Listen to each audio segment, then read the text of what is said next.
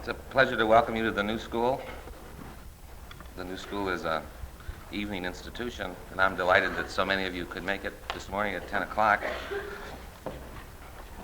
This is the third and last lecture in the series by Dr. Marcuse, and I'm delighted to present him to you now. Dr. Marcuse.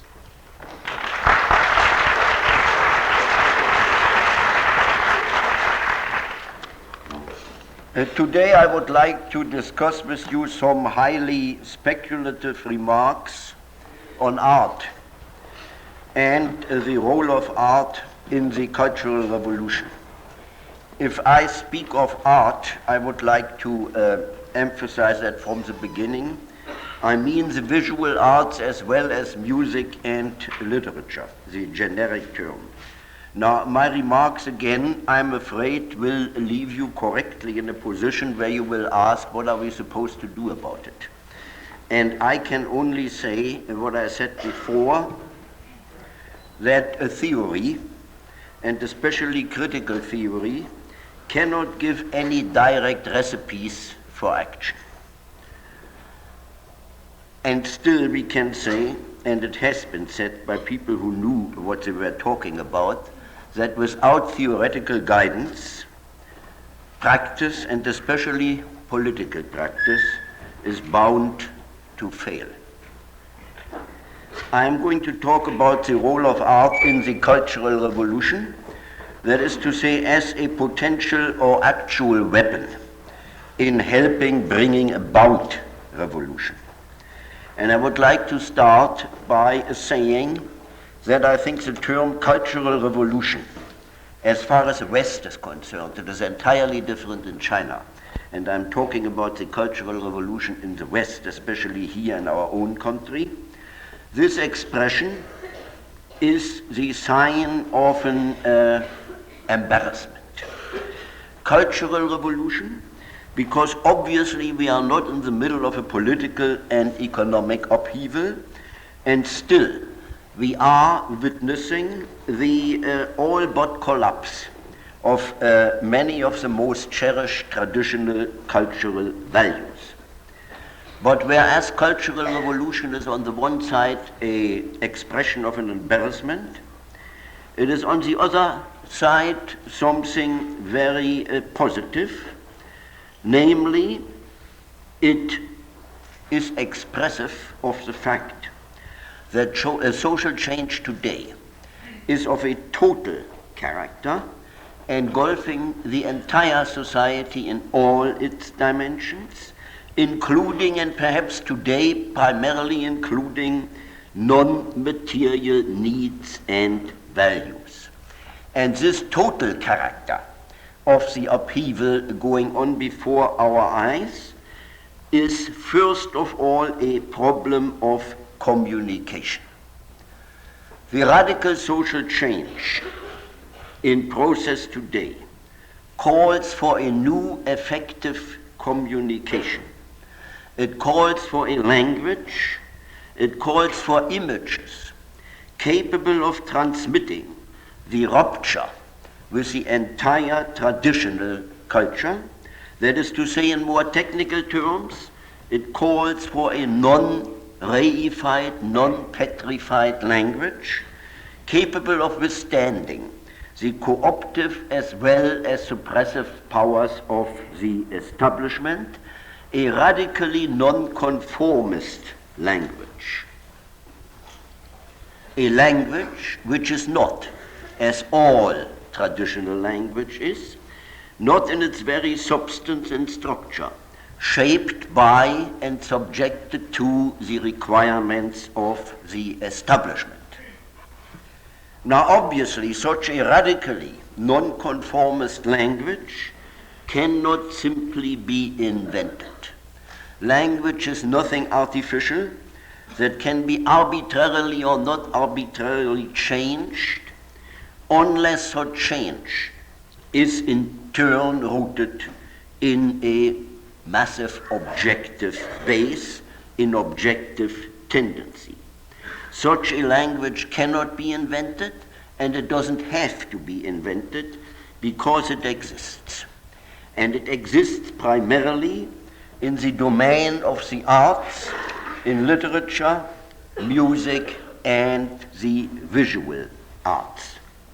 And the historical task is to activate this radical potential which has been blocked, which has been turned to a great extent into a conformist medium by the established bourgeois culture. The aim of the Cultural Revolution in this respect is the desublimation of culture. The desublimation of culture, meaning undoing the illusory, idealistic, harmonizing quality of art, its transfiguration of the miserable reality, or in other words, the Cultural Revolution wants to undo the divorce of art from real life. And the Cultural Revolution sees the expression of these conformist, unreal, illusory qualities of traditional art in the aesthetic form. In the aesthetic form, I would like to point out, of course, that in this context I use the term aesthetic as it has come to be used, namely as the specific quality of art and not of sensibility in general. Now, this conformist character of art is supposed to be expressed in the aesthetic form, which imposes on art an order of its own, a truth of its own, preventing art from conveying the full reality of the human condition, preventing art from really contributing to the struggle for radical change.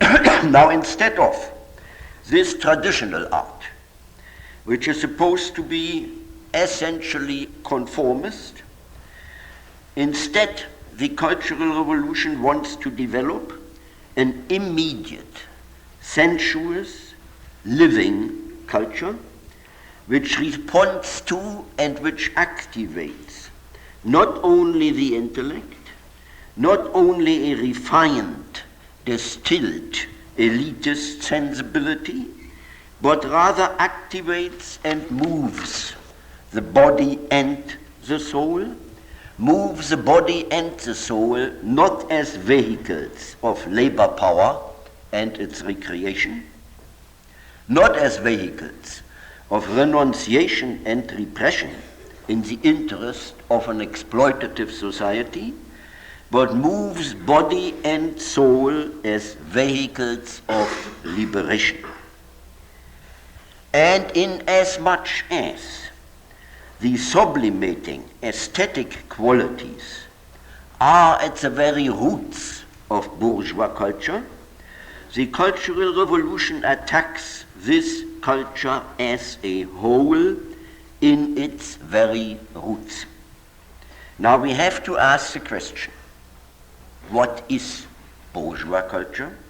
Because we cannot, from the beginning to the end, fall victim to a cliché if it turns out to be a cliché that is no longer livable. I would like to suggest that while the bourgeoisie is still the ruling class, its culture is no longer that of its historical predecessors. If it has any culture at all, it is neither the culture of its predecessors, neither in the material sphere, nor in the so-called higher culture. Why not? If we look at the material culture today, where is that economic asceticism, Max Weber's inner-worldly asceticism, which has been characteristic of the traditional previous material culture of capitalism? Where is the taboo on spending, on consumption, on conspicuous consumption, in the so-called consumer society?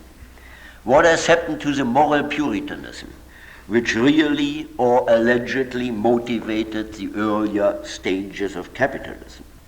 What has happened to free individual enterprise? What has happened to free competition? They are no longer realities. And in the so-called higher culture of the bourgeoisie, we see what we have discussed before, the ingression into the establishment of pop art, rock festivals, the living theater, so-called pornography, sex as status symbol, commodity, all things which are in blatant contradiction to previous stages of bourgeois culture. Thus, we seem to be confronted with a very paradoxical phenomenon. Namely, the traditional bourgeois culture is rejected by the establishment, and it survives in the establishment still only as a lie, as hypocrisy, as ritualized performance. Now, when this is the case, the question must be asked, how can the cultural revolution sustain itself by developing its own nonconformist culture when its anti-culture itself is threatening to become a subculture of the establishment? And I propose to prepare a very preliminary answer, that in order to prepare the soil for a radical reversal of the repressive tendencies in the cultural tradition, the movement would have to recapture and restructure the authentically nonconformist, liberating qualities of traditional art. Are there such qualities? And if so, what are they?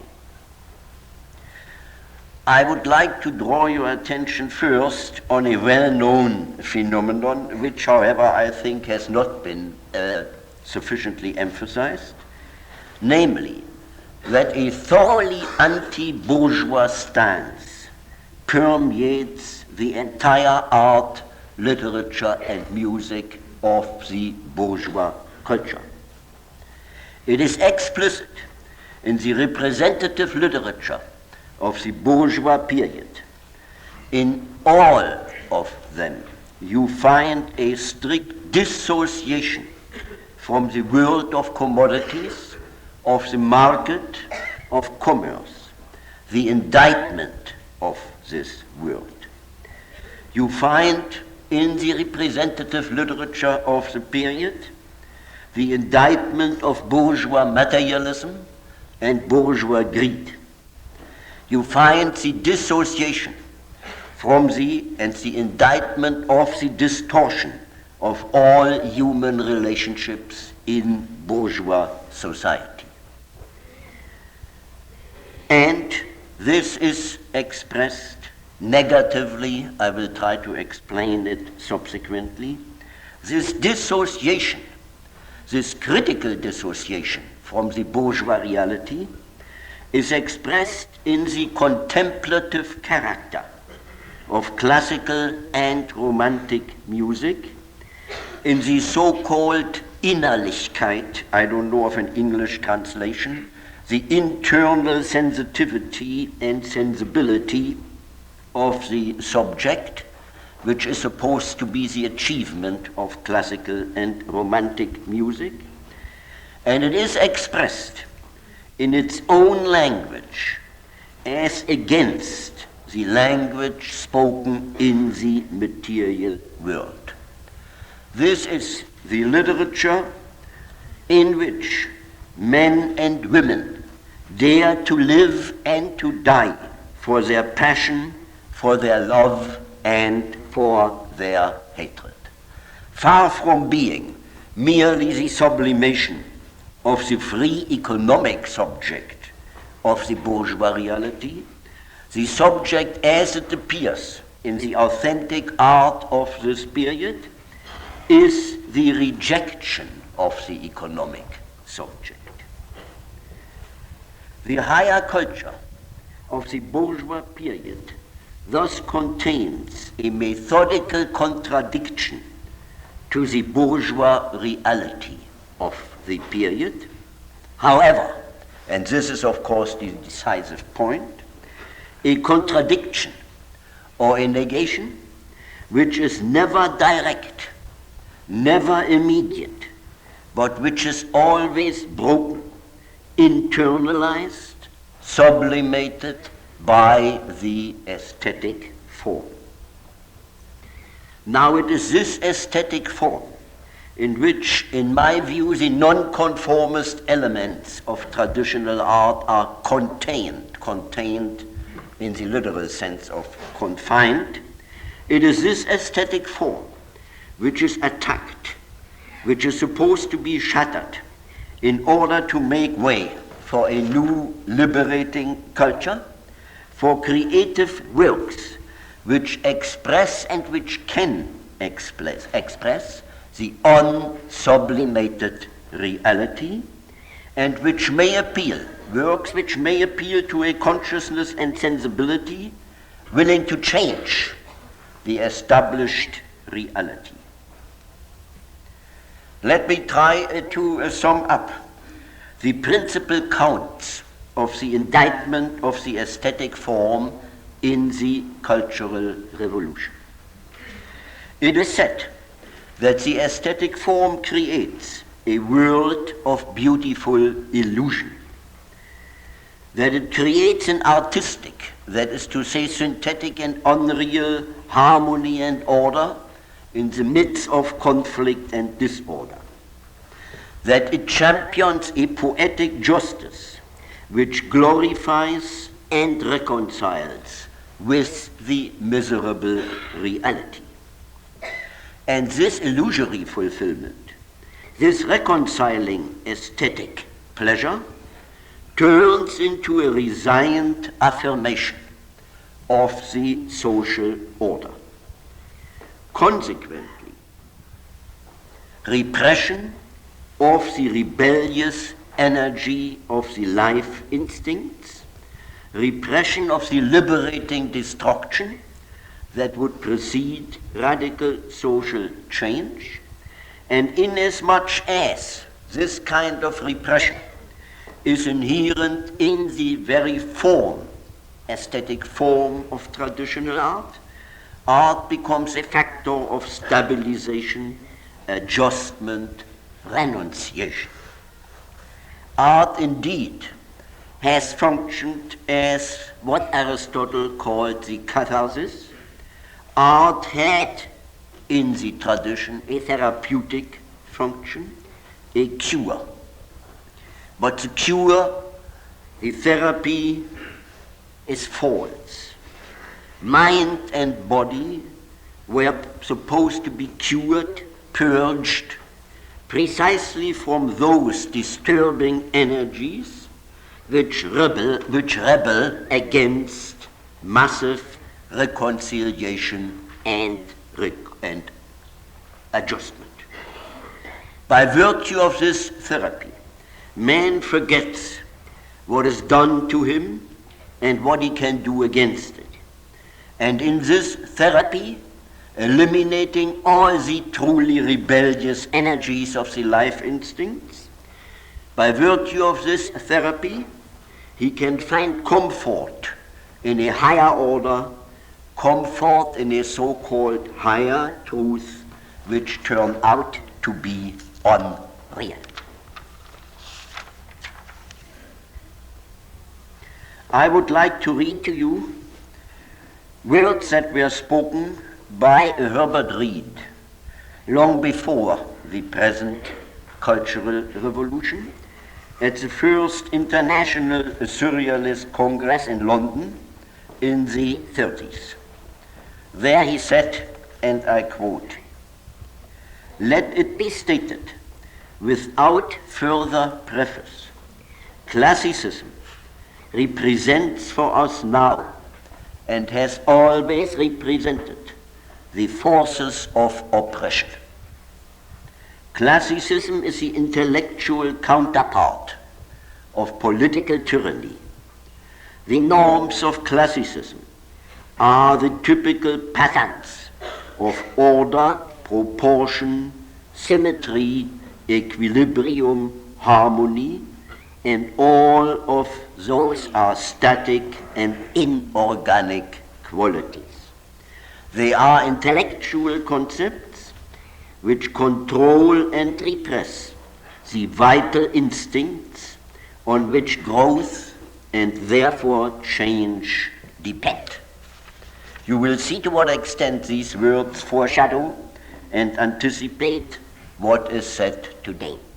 Again and again you read in the radical and especially underground press the accusation of the traditional art as repressive, the life instincts. In many cases you read clearer as repressing the sexual and erotic energies of man.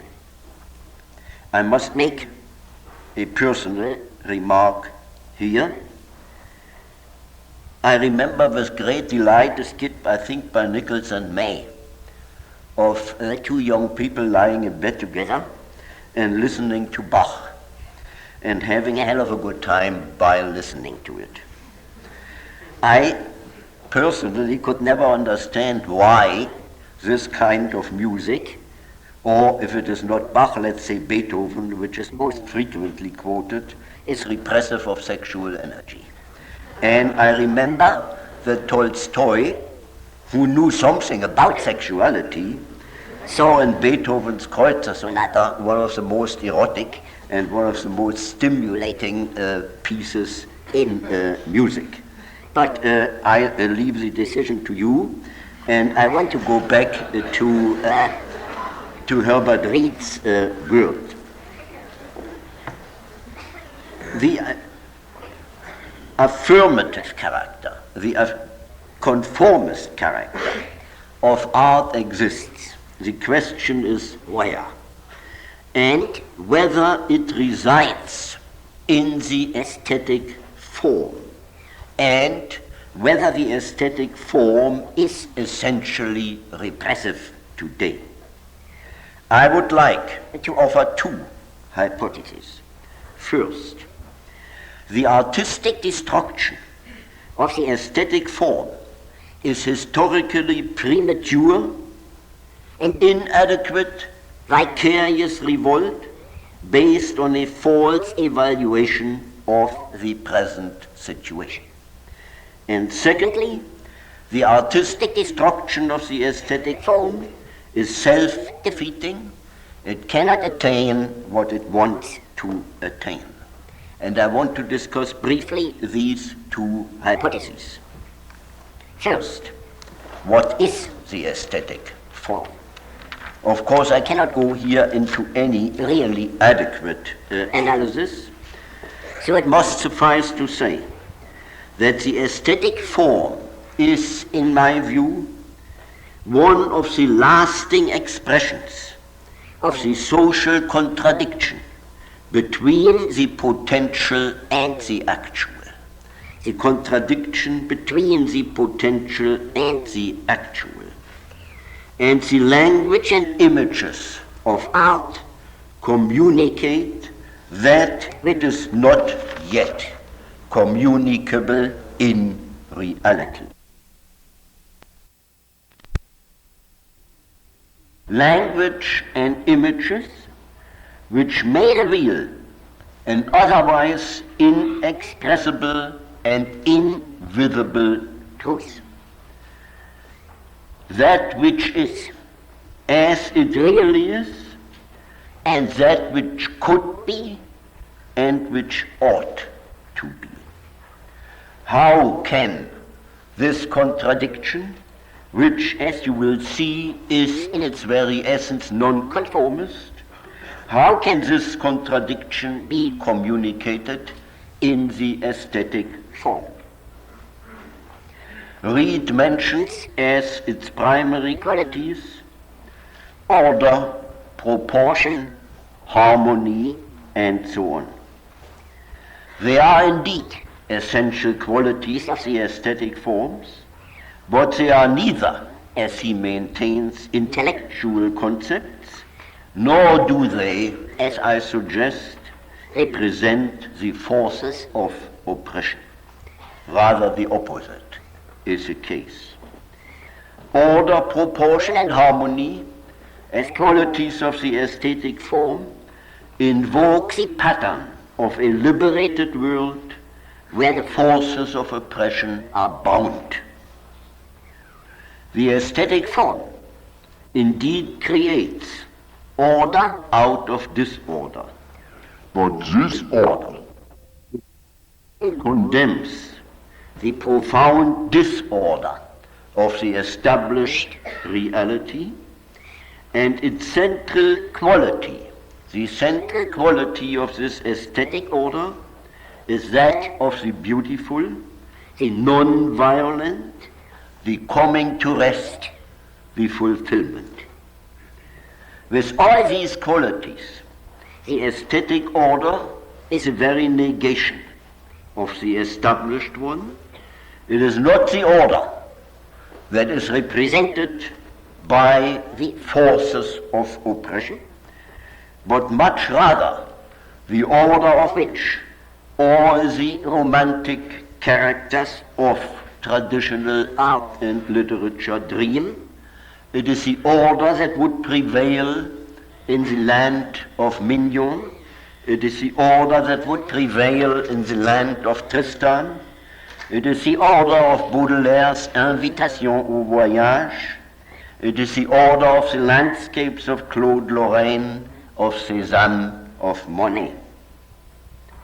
Now, to be sure, there is still another order represented and presented in art and also given in the aesthetic form, namely the order which subject men and women and things to the raison d'etat, to the law of the community, to the moral standards of a repressive society.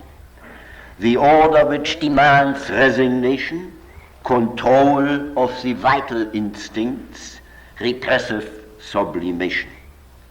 It is this order which triumphs over Hamlet, over Lear, over Shylock, which triumphs over Romeo and Juliet, Don Juan, Violetta, Berenice, over Madame Bovary, over Julien Sorel.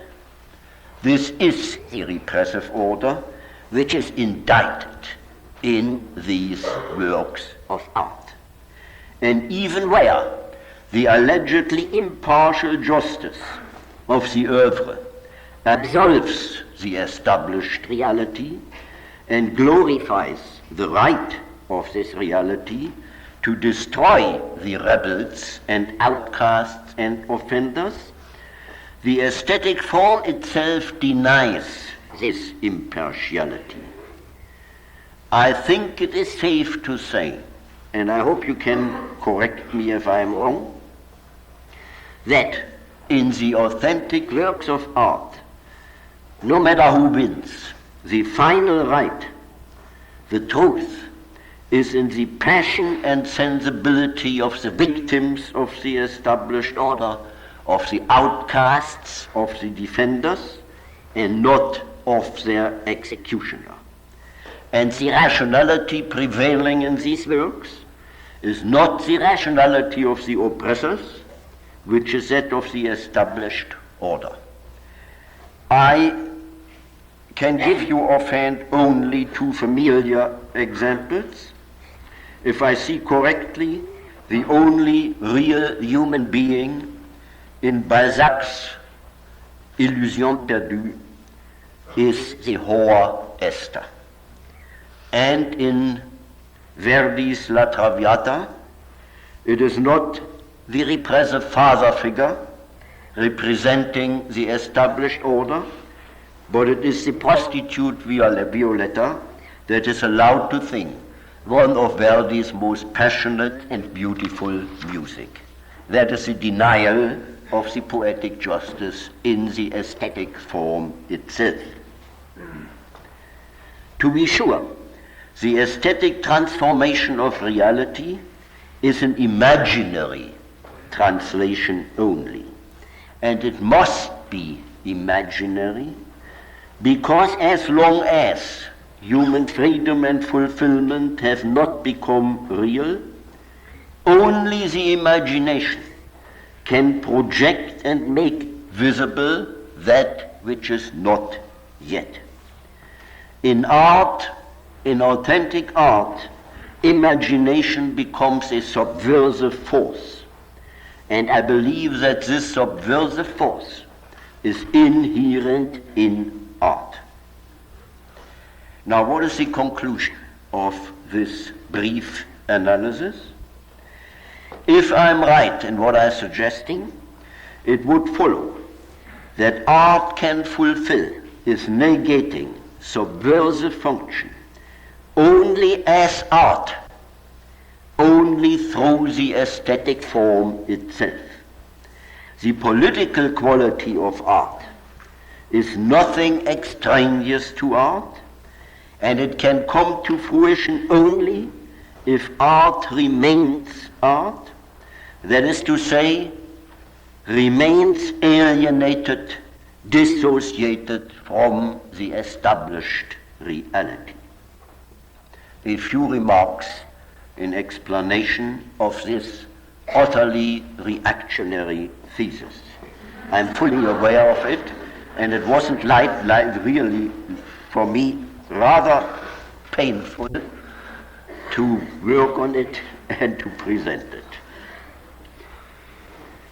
I introduced the topic tonight by pointing to the problem of communication, namely to find words, tones, images capable of making the given reality appear in the light of its necessary negation.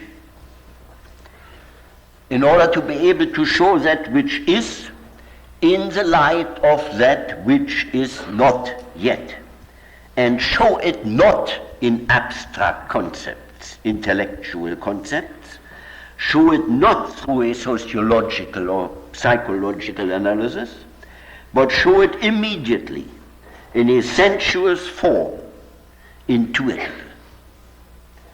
In becoming components of the aesthetic form, that is to say the poem, the novel, the painting, the composition, in becoming components of the aesthetic form, words, sounds, shapes, colors are insulated against their familiar use and function. This is a great achievement of the style. Words, sounds, shapes, etc. become transparent and transcendent. They open up a new and other dimension where the indictment and the hope, the joy and the sorrow of the human condition find their most authentic expression. But what then is the relation between art and revolution? If the subversive potential of art lies in its dissociation from and transcendence of the established reality, then it would follow that art itself can never become part of revolutionary practice. Then art could be revolutionary only through a revolution of the aesthetic form itself. Let me quote again, and this time in corroboration of what I said, what one of the most radical writers of our period, who certainly wanted to place art in the service of revolution, what André Breton said with respect to Courbet and with respect to Rimbaud. Both were directly involved in the Paris Commune of 1871. Courbet was fighting on the streets of Paris. He was present when the Vendôme column was overthrown. He risked his life in the actual struggle. And yet, there is no direct testimony of the revolution in his paintings. There is no direct political content. I'm quoting now Breton himself. Everything happens as if Courbet had decided that there must be some way to reflect his profound faith in the betterment of the world in everything that he tried to evoke. Some way to make it appear somehow in the light he caused to fall on the horizon or on a roebuck's belly. End quote. And similarly with Rimbaud. He too stands on the barricades. He fights during the Commune. He drafts a constitution for a communist society. And yet, the tenor of his 4 poems, written immediately under the impact of the Commune, in no way differs from that of the other poems he had written before. Which means, according to Breton, that the revolution was in his poetry from the beginning and to the end, as a, I quote, preoccupation of a technical order, namely to translate the world into a new language. The political engagement thus would become a problem of artistic technique, and instead of translating art into reality, reality is translated into a new aesthetic form. The radical refusal, the protest against reality, appears in the way in which words are grouped and regrouped, freed from their familiar use and abuse. Alchemy of the world, of the image, the sound, creation of another reality, out of the existing one, permanent, imaginary revolution. Emergence of a second history within the historical continuum, permanent aesthetic subversion. That seems is the permanent way of art. Now, I'm sorry, I will have to ask you for patience another, I promise not more than 10 minutes. I have to shorten it anyway, but at least it interests me, I can't help it. The question I want to ask now is, has the historical development today reached a stage where the revolution of the aesthetic form can come to an end and can be followed by the destruction of the aesthetic alienation, by the living union of art and reality? Now, there was a time between the 2 world wars where the protest seemed to be directly translatable into action, joined to action, where the shattering of the aesthetic form seemed to be the response, the adequate response to the revolutionary forces in action.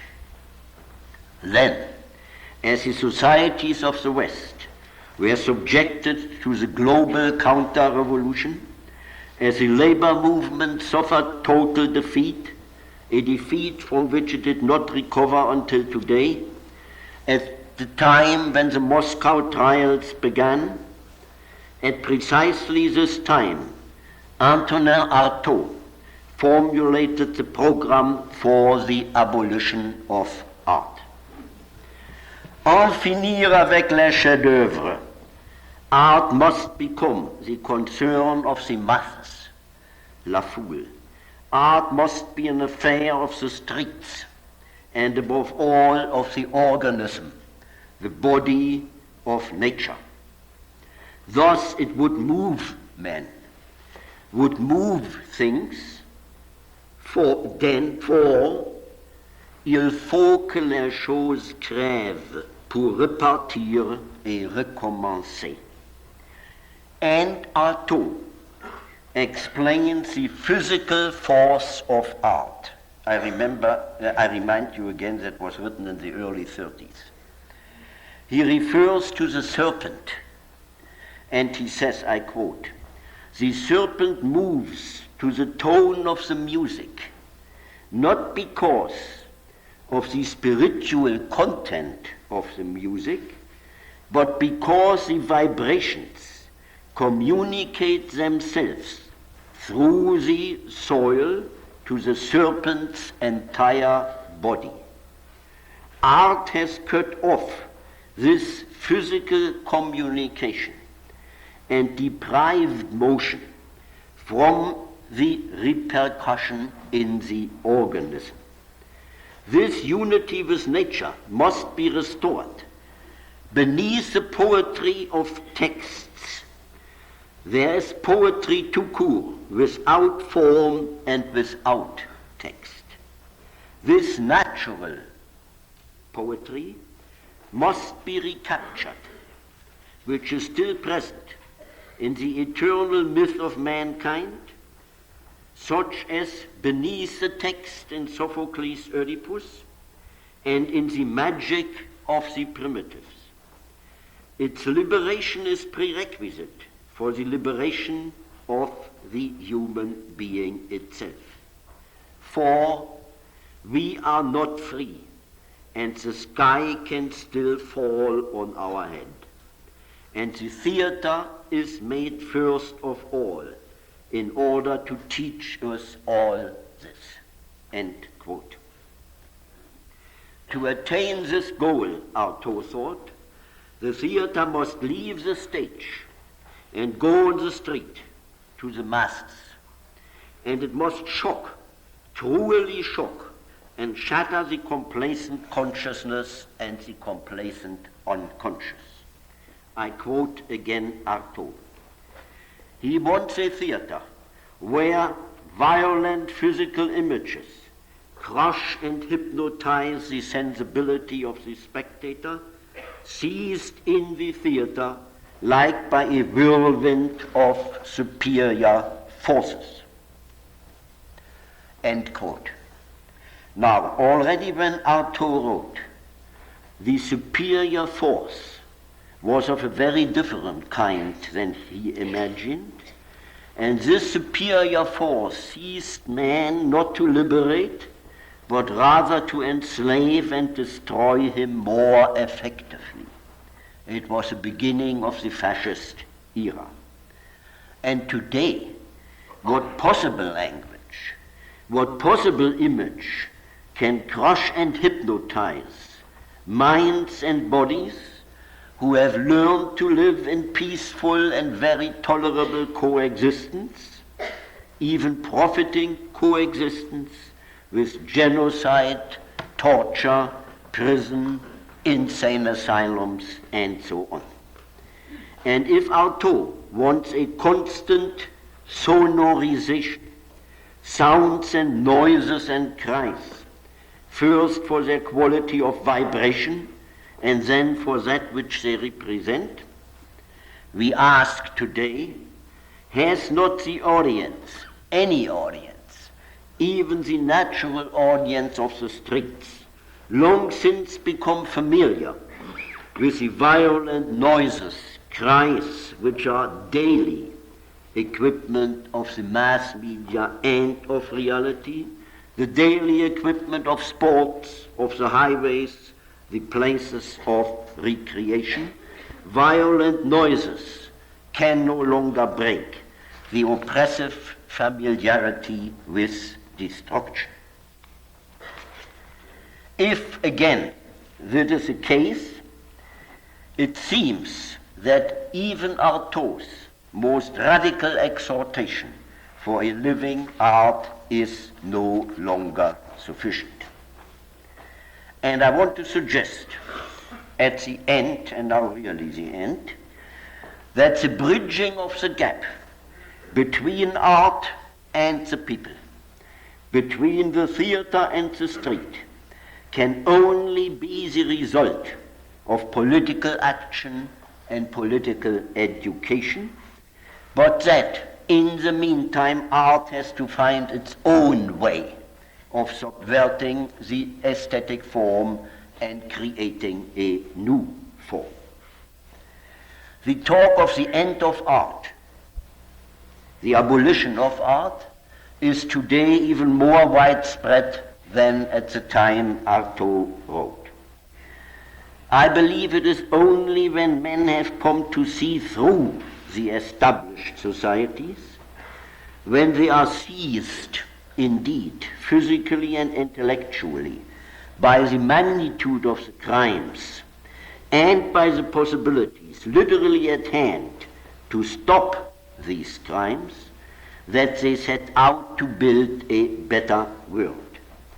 And then they will come to grips with the necessity of art, still the dire necessity of art in both its historical forms, those of the tradition recaptured, and those of the new modes and means of creation. The twofold liberation of the human being and of nature would then create a universe common to art and reality, but in this common universe, art would retain its transcendence. In all likelihood, even in the freest of all societies, people will not go around composing music and speaking poetry. That would be horrible. They will still talk prose.